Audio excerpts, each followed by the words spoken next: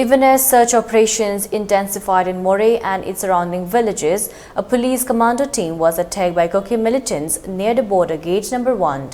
Meanwhile, Myanmar army has stepped up its vigils on the border for illegal crossovers and had sealed the border according to reports reaching them. A team of Moreh police conducted area domination patrolling along St. George School Road for security coverage around 10:20 am on Sunday, as per sources. When the police team reached the junction near New Moreh Church around 10:40 am, the team came across a two-wheeler vehicle with two persons who were coming towards them.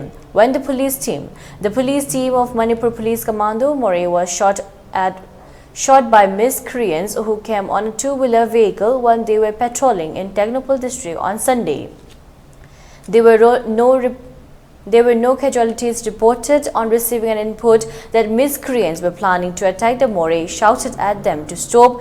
The vehicle took a left turn towards ICB bypass road and fired 2 rounds at the police, one of which struck one of the bulletproof vehicles, said the police. The police retaliated and fired 8 rounds of blank fire in the air, during which the 2 assailants left the two-wheeler there and ran away inside some of the nearby houses.